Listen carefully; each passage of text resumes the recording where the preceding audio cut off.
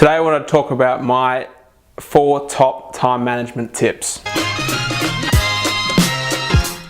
So, seeing as though our business is called More Time Financial, it seems fitting that we do an episode or have a discussion about time. So time's a really interesting factor when it comes to your personal life, when it comes to your business life. We only get a certain amount of it, and once it's gone, it's gone. We can't get it back. So it's really important that if you are in business for yourself, or you have a family, or whatever it is you do, that you understand the importance of time and how to manage it. Because if you don't stay on top of your time management, it will manage yourself and it will control your life. So today I want to talk about my top 4 time management tips. So this is more coming from a business owner or a self-employed person's perspective, because that's what I've gone through for the last 2 years. I've been self-employed, working for myself, working long hours, sleepless nights, countless weekends lost. So these are my 4 tips, so you might find them useful.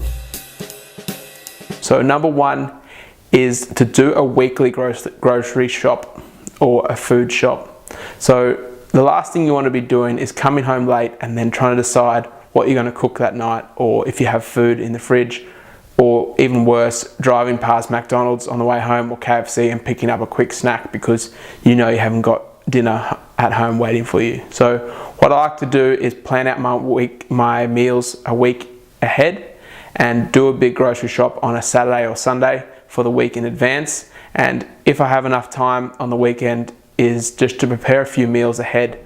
So I like to do a bit of meal prep on a Sunday, and it just allows me to free up my time during the week. And when I come home, I know I've got some food there cooked, or at least I've got a good healthy meal sitting in the fridge waiting for me, so I don't have to be worrying about what I'm going to be eating.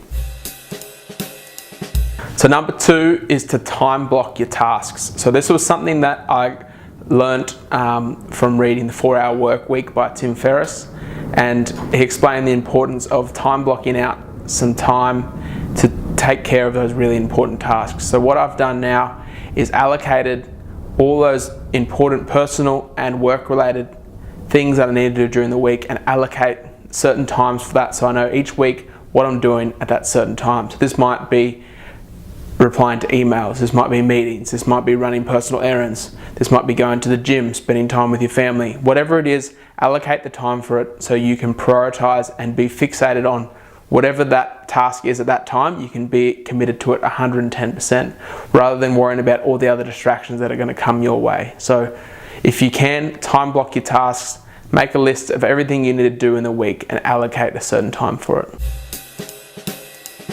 Number 3 is to try and only check your emails 2 or 3 times a day. And I know this might sound crazy, and to me, when I first heard about doing it and when I first tried it, was terrible at it. I thought it would be a good idea. I tried to implement it for myself and it just didn't work. I was nervous that I was going to miss an important email, or I was going to miss something from a client that would cost me some money or cost the client some money, and I thought I had to be on the pulse 24/7, checking my emails and replying to them 24/7. But what I realized, that by only checking your emails 2 or 3 times a day, so once in the morning, once around lunchtime, and once again in the afternoon, it frees up you to do those other important tasks. So if you're sitting at your desk and you're worrying about getting the work done, an email comes in and you think, okay, I'll just reply to it just quickly and then I'll get back to what I'm doing. You've lost your train of thought, you've been distracted, and then when you finally get back to doing the thing you were originally doing, you've probably completely forgot and you didn't get to complete that task. So try and block out morning, lunchtime and afternoon, and check your emails, check your inbox, reply to anything quickly, and then get back to what you need to be doing. Lastly, my final time management tip is to block out some time to get your personal errands and your personal things done. So like most things in life, there's certain things you can outsource and there's certain things you can't. So going to the doctors, going to a dental appointment, getting your car fixed, getting a tradesman coming around to your house, those are the types of things that unfortunately someone needs to be there for. And going to a doctor's appointment, you can't outsource that. You can't have your personal assistant or you can't have someone else attend the appointment for you. You need to be there. And if you don't manage this carefully, you can find yourself skipping meetings, rescheduling appointments, just so you can fit in those personal things that need to get done. So what I've done is block out an afternoon of the last Friday of every month and try and schedule all my personal appointments and all my personal errands for that afternoon. So I try and schedule everything to that time. So that means I've blocked that out. Nothing else comes in that time.